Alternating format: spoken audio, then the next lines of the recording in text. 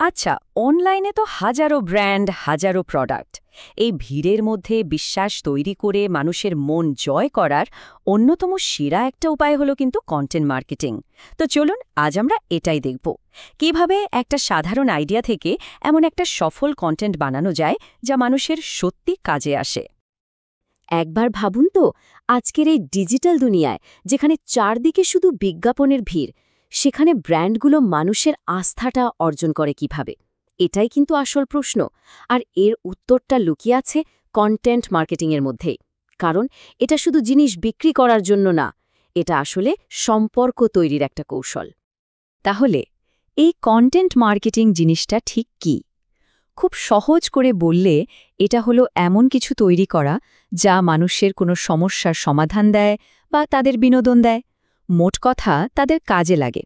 আর এর মাধ্যমে একটা নির্দিষ্ট গোষ্ঠীর সঙ্গে এমন একটা সম্পর্ক তৈরি হয় যে তারা নিজে থেকেই ওই ব্র্যান্ডটার প্রতি আগ্রহী হয়ে ওঠে। আর শেষ পর্যন্ত তারাই কিন্তু গ্রাহক হয়ে যায়। তো এই পুরো ব্যাপারটাকে আমরা চারটা ধাপে ভেঙে দেখব। প্রথমে কন্টেন্টের টুল বক্সটা কী, এরপর কন্টেন্ট তৈরির একটা ব্লুপ্রিন্ট, তারপর বানানো কন্টেন্টটা কিভাবে সবার কাছে পৌঁছানো যায়, আর একদম শেষে আমাদের এই সব পরিশ্রম আসলেই কাজে দিল কিনা সেটা কিভাবে মাপতে হয়। চলুন তাহলে শুরু করা যাক আমাদের প্রথম পর্ব দিয়ে, দ্য কন্টেন্ট টুলবক্স। ব্যাপারটা অনেকটা একজন কারিগরের যন্ত্রপাতির বাক্সের মতো। মানে সব কাজের জন্য তো আর একই যন্ত্র ব্যবহার করা যায় না, তাই না? ঠিক তেমনি কন্টেন্ট মার্কেটিংয়েও জানতে হয় কোন পরিস্থিতিতে কোন ধরনের কন্টেন্ট সবচেয়ে ভালো কাজ করবে। টেক্সট ভিত্তিক কন্টেন্টের কথায় যদি আসি, তাহলে ব্লগ পোস্ট বা আর্টিকেল হলো একদম ফাউন্ডেশন। কারণ কি? কারণ এগুলো সার্চ ইঞ্জিনে র্যাঙ্ক করে আর লাগাতার নতুন ভিজিটর নিয়ে আসে। আবার যখন কোনো গভীর তথ্যের প্রয়োজন হয়, তখন কাজে দেয় ইবুক বা হোয়াইট পেপার। এর মাধ্যমে মূল্যবান তথ্যের বিনিময়ে লিড জেনারেট করা যায়। আর কেস স্টাডি, ওটা হলো একেবারে সলিড প্রুফ, যা দেখায় যে হ্যাঁ, এই প্রোডাক্ট বা সার্ভিসটা আসলেই কাজ করে। আচ্ছা, এবার আসি ভিজুয়াল আর ভিডিওর দুনিয়ায়। এগুলো কিন্তু মানুষের মনোযোগ খুব তাড়াতাড়ি কেড়ে নিতে পারে। যেমন ধরুন, অনেক জটিল ডেটাকে খুব সহজ আর শেয়ার করার মতো করে দেয় ইনফোগ্রাফিক। আবার দেখুন, মিমস আর জিআইএফ, এগুলো ব্যবহার করে ব্র্যান্ডগুলো নিজেদের একটা মজার পার্সোনালিটি তুলে ধরে। আর একটা ভালো এক্সপ্লেইনার ভিডিও, সে তো একারই হাজারটা শব্দের কাজ করে দেয়। লাইভ স্ট্রিমের কথা তো বাদই দিলাম, ওটা সরাসরি কথা বলার মাধ্যমে একটা দারুণ কমিউনিটি করে তোলে।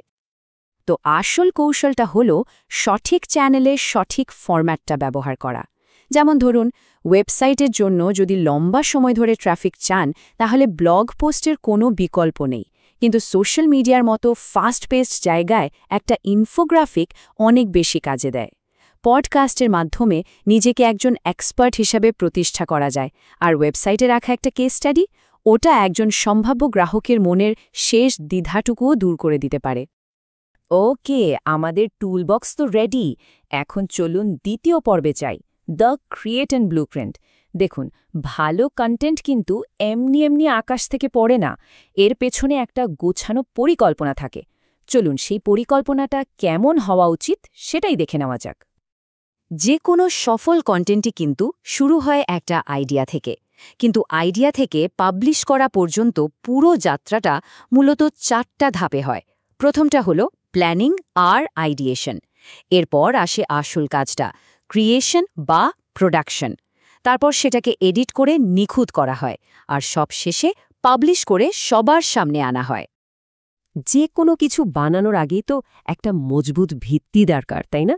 কন্টেন্টের ক্ষেত্রে সেই ভিত্তিটাই হলো প্ল্যানিং।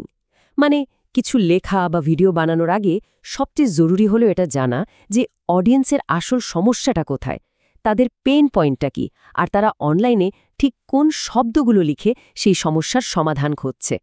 এই দুটো প্রশ্নের উত্তর পেয়ে গেলেই কিন্তু সফল কন্টেন্টের ভিতটা তৈরি হয়ে যায়। এডিটিং মানে কিন্তু শুধু ভুল বানান ঠিক করা না। এর আসলে দুটো দিক আছে। একটা হলো কপি এডিটিং, যেটা মানুষের পড়ার জন্য, মানে লেখাটা যেন সহজ, পরিষ্কার আর পড়তে ভালো লাগে সেটা নিশ্চিত করা। আর অন্য দিকটা হলো এসইও অপটিমাইজেশন। এটা করা হয় সার্চ ইঞ্জিনের জন্য, মানে রোবটদের জন্য, যাতে মানুষ যখন খুঁজবে তখন সহজেই কন্টেন্টটা খুঁজে পায়। সত্যি বলতে, একটা ছাড়া আরেকটা পুরোপুরি অসম্পূর্ণ। বেশ, আমাদের কন্টেন্ট এখন তৈরি এবং এডিটেড। এবার চলুন তৃতীয় পর্বে, কন্টেন্টটা সবার কাছে ছড়িয়ে দেওয়া। কারণ ভাবুন তো, দুনিয়ার সেরা কন্টেন্ট বানিয়েও বা কী লাভ যদি কেউ সেটা দেখলই না। এখানে একটা কথা একদম মাথায় গেঁথে নিতে হবে, কন্টেন্ট তৈরি করা যতটা জরুরি সেটাকে মানুষের কাছে পৌঁছে দেওয়াটাও ঠিক ততটাই জরুরি। কারণ একটা কন্টেন্ট তখনই কার্যকর হয় যখন মানুষ সেটা দেখে। সোজা কথায়, কন্টেন্ট বানানোটা তো যুদ্ধের মাত্র অর্ধেক। মানুষের কাছে পৌঁছনোর জন্য মূলত দুটো রাস্তা আছে। একটা হলো অর্গ্যানিক, যেটা অনেকটা একটা গাছ লাগানোর মতো, ধীরে ধীরে বাড়ে, কিন্তু এর শিকড়টা হয় অনেক গভীর আর মজবুত। আর অন্যটা হলো পেইড প্রমোশন, যেটা অনেকটা রকেটের মতো, খুব দ্রুত একদম টার্গেটেড দর্শকের কাছে পৌঁছে যায়। একটা হলো দীর্ঘমেয়াদী আর অন্যটা হলো তাৎক্ষণিক ফলাফলের জন্য। এই যে দেখুন, পেইড অ্যাডগুলো কিন্তু প্রায় সঙ্গে সঙ্গে একটা বড় স্পাইক দেয়, মানে রেজাল্ট সাথে সাথে পাওয়া যায়। কিন্তু সমস্যা হলো, এই গতিটা ধরে রাখতে গেলে পকেটের টাকাও ঢালতে হয় ক্রমাগত। অন্যদিকে অর্গ্যানিক এসইওর গ্রোথটা হয়তো প্রথমে একটু ধীর গতির মনে হয়, কিন্তু সময়ের সাথে সাথে এটা চক্রবৃদ্ধি হারে বাড়তে থাকে, আর শেষে গিয়ে একটা খুব শক্তিশালী দীর্ঘস্থায়ী অ্যাসেট তৈরি করে। তবে সব অর্গ্যানিক চ্যানেলের মধ্যে একটা চ্যানেল আছে যেটাকে প্রায়ই রাজা বলা হয়, আর সেটা হলো ইমেল নিউজলেটার। কারণটা খুব সিম্পল, এখানে অডিয়েন্সের সাথে সরাসরি একদম পার্সোনাল একটা সম্পর্ক তৈরি করা যায়, আর এই সম্পর্কটাই কিন্তু অন্য যে কোনো মাধ্যমের চেয়ে অনেক বেশি কার্যকরভাবে মানুষকে গ্রাহকে পরিণত করে। আর সবশেষে আমাদের চতুর্থ এবং শেষ পর্ব, মেজারিং হোয়াট ম্যাটার্স। মানে এত যে খাটুনি হলো, এত যে প্ল্যানিং, দিন শেষে এর থেকে কোনো ফল এলো কিনা সেটা তো বুঝতে হবে। চলুন দেখি, ক্লিক থেকে শুরু করে একেবারে কাস্টমার হওয়া পর্যন্ত এই পুরো জার্নিটা কিভাবে মাপা হয়। কন্টেন্টের সাফল্য মাপার জন্য মূলত 4টা ক্যাটাগরি দেখা হয়। প্রথমটা হলো কনজাম্পশন, মানে কতজন মানুষ এটা দেখল। এরপর আসে এনগেজমেন্ট, মানে যারা দেখল তারা কতটা আগ্রহী হল, লাইক, শেয়ার, কমেন্ট বা কতক্ষণ ধরে পড়ল, এই সব। তৃতীয় ধাপটা হলো কনভার্সন, মানে কতজন কোনো একটা অ্যাকশন নিল, যেমন ধরুন লিড ফর্ম পূরণ করল। আর একদম শেষে আসে রেভিনিউ, যেটা ব্যবসার বটম লাইনে কতটা প্রভাব ফেলল সেটা দেখায়, যেমন MQL বা SQL ট্র্যাক করার মাধ্যমে। দেখুন, পুরো ব্যাপারটা আসলে একটা ফানেলের মতো কাজ করে। একদম ওপরে, মানে শুরুতে প্রচুর মানুষ কন্টেন্টটা দেখে, মানে কনজিউম করে, কিন্তু তাদের মধ্যে থেকে অল্প কিছু মানুষই সেটার সাথে এনগেজড হয়, তার থেকেও কম মানুষ কনভার্ট করে, আর একদম শেষে গিয়ে খুবই সামান্য একটা অংশ কাস্টমারে পরিণত হয় আর রেভিনিউ নিয়ে আসে। এটা খুবই স্বাভাবিক যে ফানেলের প্রত্যেকটা ধাপে মানুষের সংখ্যাটা একটু একটু করে কমতে থাকবে। তো দিন শেষে আসল প্রশ্নটা কিন্তু একটাই, এই ডেটাগুলো আসলে কোন গল্পটা বলছে?